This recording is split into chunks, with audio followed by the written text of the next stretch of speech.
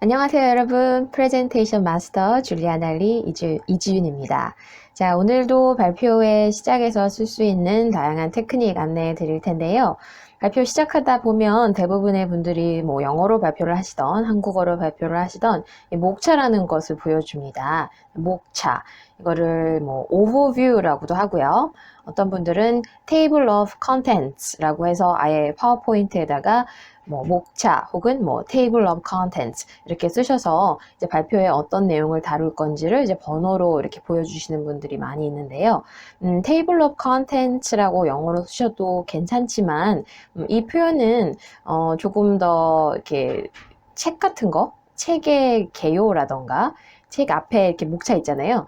책의 목차에 좀 어울리는 표현입니다. 그래서 발표 같은 경우는 그렇게 구성 요소가 뭐 강연처럼 1시간 이상씩 하는 내용이 아니라면 많을 수가 없겠죠. 그렇기 때문에 table of contents라는 표현은 조금 무겁게 들리고요. 그냥 간단하게 overview라고 하시는 것이 훨씬 더 좀 세련되고 발표의 개요라는 의미에서 적절할 것 같아요. 그래서 슬라이드에다 table of contents보다는 overview라고 쓰시면 좋을 것 같습니다.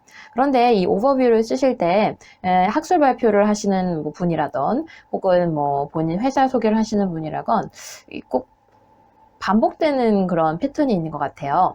overview 1번 number 1 하시고 introduction 그죠? 소개라고 꼭 쓰시는 분들이 많은 것 같아요.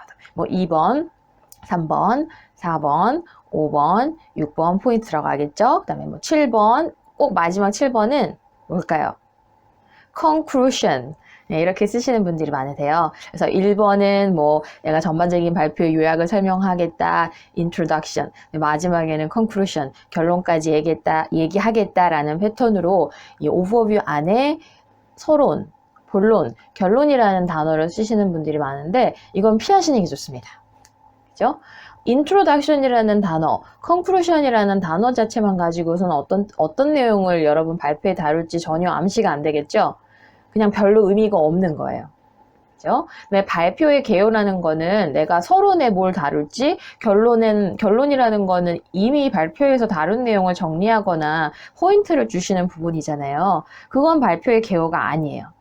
발표의 개요는 정말 직관적으로 한눈에 여러분이 본론에서 어떤 내용을 다룰 것인지, 즉 발표의 서론에서 이거 다뤄드릴게요 라고 약속한 내용을 좀 더 자세하게 풀어서 증거 자료와 예시 같은 거를 주시면서 이렇게 설명하는 부분이 본론이 되잖아요. 시간적으로도 가장 길게 차지하고요. 그래서 이 부분에 다뤄야 될 키 메시지 정도만 넣어주시는 것이 바로 table of contents 혹은 이제부터는 overview라고 하실 텐데요. 이 overview에 다뤄야 할 키워드라고 볼 수가 있습니다. 따라서 여러분 다음번에 뭐 한국어로 발표하시거나 영어 프레젠테이션 하실 때 절대 여러분 목차의 1번 introduction, 그다음에 목차의 마지막에 conclusion이라는 단어는 빼시는 것이 좋습니다.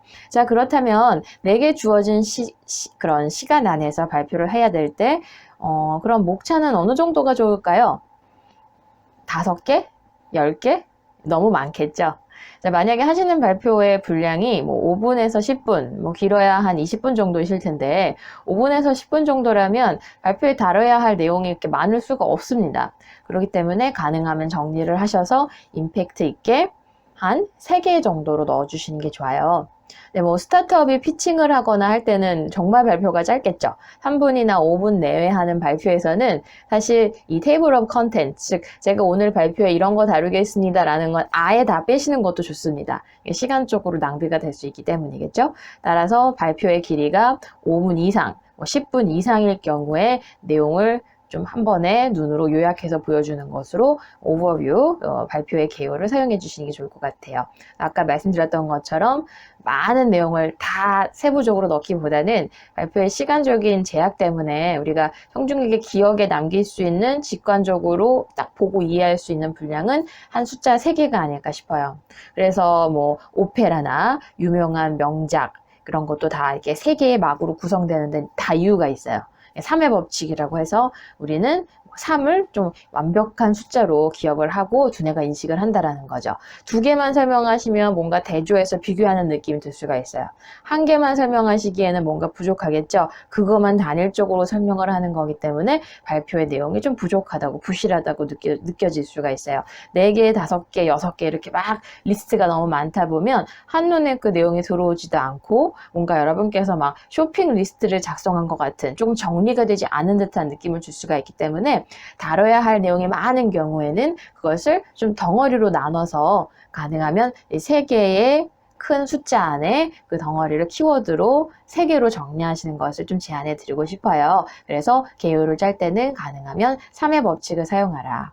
그런데 뭐 저처럼 강의를 많이 하거나 발표의 시간이 1시간 이상 정도로 굉장히 길 때는요, 3개만 다루기에는 좀 시간이 너무 길겠죠. 그런 경우에는 여러분께서 조금 더 이 개요를 늘리셔도 상관이 없습니다. 그런데 개요를 늘릴 때는 하나의 또 법칙이 있어요.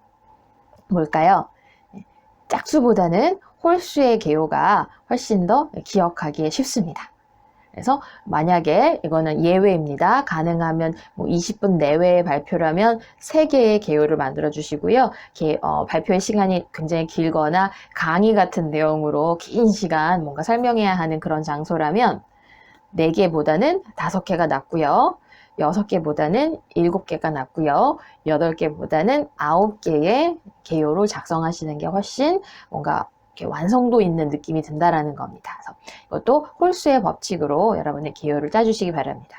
하지만 일반적으로 하는 발표는 몇 개가 좋죠? 예, 3개의 개요로 기억해 주시는 거 잊지 마시기 바랍니다. 또 영어로도 많이 프레젠테이션 하시기 때문에요.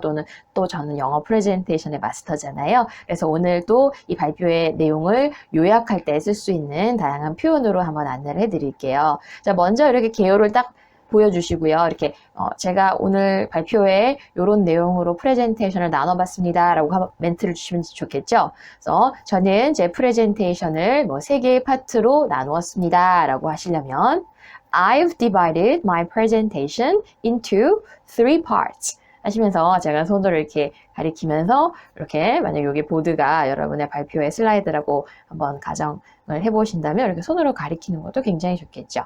So I've divided my presentation into 3 parts. 이렇게 하시면 돼요. 시간이 굉장히 없고 좀 빠르게 넘어가야 되는 경우라면 이렇게 1, 2, 3, 3개의 개요를 다 이렇게 읽고 설명하실 필요가 없어요.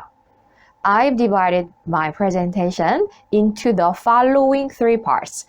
다음과 같은 3개의 파트로 나눴습니다. 라고 하시고 한 3초 정도 멈춰주시면 돼요. 하나, 둘, 셋 하면 그분들이 어차피 여러분이 손으로 가리키면서 그죠? 발표의 개요를 보여주는 거기 때문에 청중도 그것에 이렇게 보면서 한눈에 여러분의 개요를 보고 이해하게 돼요. 자, 그렇다면 이거 말로 다 풀려면은 좀 길어질 수가 있잖아요. 그래서 시간적으로 제약이 있는 경우, 발표의 내용이 좀 간단한 경우라면 이걸 굳이 말로 하지 않고 그냥 슬라이드로 보여주면서 넘어갈 수가 있습니다. 여기서 슬라이드의 이제 장점이 발휘가 되는 거겠죠. 슬라이드를 보고 있는 것이 아니라 슬라이드는 내가 굳이 말하지 않아도 키워드로 보여줄 수 있는 내용을 전달하는 데 적극적으로 활용하시면 돼요. 도구입니다. 슬라이드가 주인공이 돼서는 안 돼요. 발표자가 주인공이고요. 슬라이드는 여러분의 내용을, 여러분의 연극을 멋지게 만들어주는 게 뭐랄까요? 조연 배우 같은 느낌? 여러분이 주연 배우라면 그런 느낌으로 슬라이드를 사용해 주시면 돼요. 샘플 하나 더 드릴까요? 이렇게 얘기할 수도 있겠죠. 모든 고전 명작들이 그러듯이 오늘 저도 제 프레젠테이션을 산막으로 구성해 보았습니다. Like every great classic story, I've divided my presentation into 3 acts. acts라는 것은 막인데요. 그래서 3개의 막. 이거는 사실 스티브 잡스가 생전에 했던 프레젠테이션의 시작 부분이었어요. So, like every great classic story, 모든 고전 명작들이 그러듯이 I've divided my presentation into 3 acts. 제 프레젠테이션을 산막으로 구성해 봤습니다. 여러분도 이런 기법들을 한번 사용해 보시고요. 말씀드렸던 것처럼 발표의 주제가 명확할 때는 그냥 슬라이드의 그런 화면 속에서 키워드 중심으로 발표의 내용을 소개해 주시면 돼요. 자, 이런 경우도 있죠. 발표의 내용이 조금 중요하다 해서 반복하시거나 첫째, 둘째, 셋째로 강조하셔야 될 때는 또 그렇게 쓰실 수가 있습니다. There are three main things dealt in my presentation. There are three main things dealt in my presentation. 오늘 제 프레젠테이션에 다뤄드릴 내용이 세 가지가 있습니다. First 하시고요. 키워드 전달해 주시고요.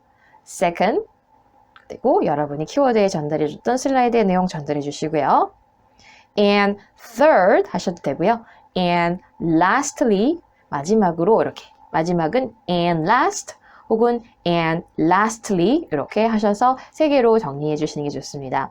여기서는 굳이 문장으로 풀어서 각각의 내용을 전달하려고 하실 필요 없고요. 왜냐면 first 하시고 명사로 여러분이 이제 슬라이드 상에 넣었던 첫 번째 개요, 두 번째도 명사로 된 두 번째 개요 이렇게 짧게 정리하시는 게 좋습니다. 발표의 내용을 굳이 한 문장씩 길게 자세하게 설명하면 이미 본문으로 들어갔다라는 느낌이 줄 수가 있고 이제 서론이 좀 처질 수가 있겠죠. 그렇기 때문에 너무 길지 않게 짧게 한 문장 혹은 단어로 그냥 툭툭 던지시는 것도 좋습니다. 시간이 정말 없다 하시는 경우에는 그냥 이제 슬라이드를 보여주는 형식으로 3초 정도 쉬어주시는 것도 좋겠습니다. 자, 그리고 혹시 이걸 풀어서 설명해야 되는 경우라면 제 첫 번째 프레젠테이션의 첫 번째로는 뭐뭐입니다 이렇게 하시는 표현도 쓸 수가 있겠죠. 아까는 first라는 표현 드렸는데 이걸 좀 풀어서 in the first part of my presentation In the first part of my presentation, I will talk about 뭐 이런 식으로 문장으로 푸셔도 돼요. In the first part of my presentation 대신에 to begin 그죠? 이렇게 시작으로 이렇게 이런 표현 쓸 수도 있겠고요. 혹은 아까 했던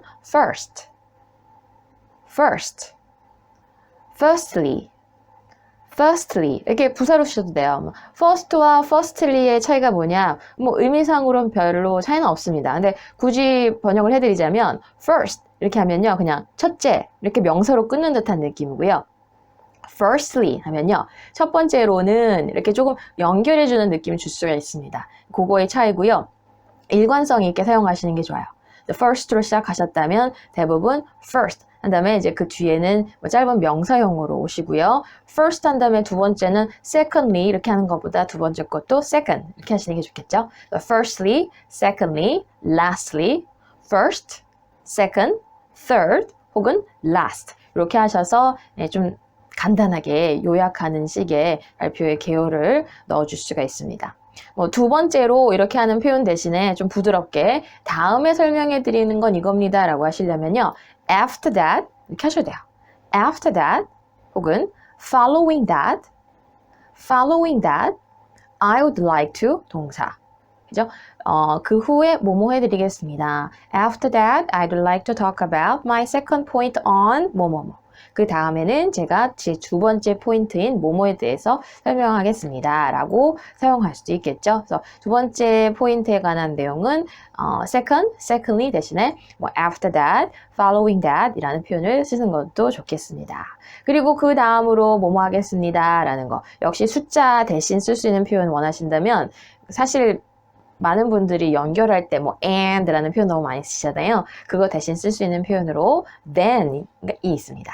then, and then, 그 후에 next 그 다음에 I'm going to 동사 원형. So, then I'm going to, and then I'm going to, next I'm going to 이렇게 사용하시면 되겠죠. 그리고 마지막으로 뭐뭐에 관해서 말씀드리겠습니다 라고 역시 풀어서 설명하시는 경우에는 finally, lastly 마지막으로 라는 뜻이겠죠. 혹은 이런 표현도 있어요. 마지막이지만 가장 중요한 내용으로는 이라는 뜻으로 and last but not least 이것도 청크로 외워주시면 좋겠죠. and last but not least 마지막이지만 가장 중요한 점은 I will talk about.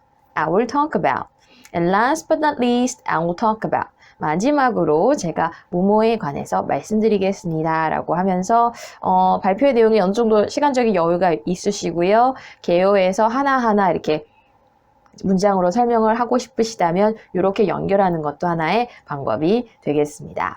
네, 오늘 이렇게 발표의 개요를 설명하는 법 알려드렸습니다. Table of Contents보다는 Overview라고 이렇게 슬라이드에 영어로 적어주시는 거 잊지 마시고요. 발표의 길이가 길건 짧건 무조건 Introduction, Conclusion 이렇게 불필요한 것은 삭제하고 Body, 즉 본론에서 소개할 내용을 가능하면 3개, 3의 법칙으로 3개로 정리해 주시고요. 뭐 발표의 길이가 굉장히 길거나 강의식의 내용이라면 3개로 다 내용을 전달하지 못해요 라는 경우에만 뭐 5개, 7개, 9개 이렇게 홀수로 개요를 만들어 주시는 게 좋습니다. 가능하면 여러분은 20분 내에 발표 많이 하시니까요. 그냥 3의 법칙으로 개요는 3개로 만들자라고 기억해 주셨으면 좋겠습니다. 오늘 배웠던 이런 다양한 표현들도 영어 표현들도 기억해 주시고요. 더 많은 내용을 원하신다 하시면 제가 영어 프레젠테이션 불패 노트의 저자이기도 하잖아요. 이 책도 많이 구매해 주시고 참고해 주시면 좋을 것 같습니다. 자, 여러분 이 영상 좋으셨다면 구독해 주시고 좋아요도 많이 눌러주세요. 그래서 앞으로도 제가 강의 많이 찍어서 올릴 테니까요. 여러분 영어 프레젠테이션 할 때 또 일반 프레젠테이션 하시는 분에게도 많이 도움이 되기 때문에 앞으로의 다양한 영상들 기대해 주셔도 좋습니다. 또 만나요. See you again.